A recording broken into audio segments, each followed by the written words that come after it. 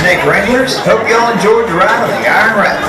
Now give that restraint a little push-up, unbuckle your seatbelt, head on out to your left. Don't forget any loose gear and whatnot. Have a great day at Six Flags.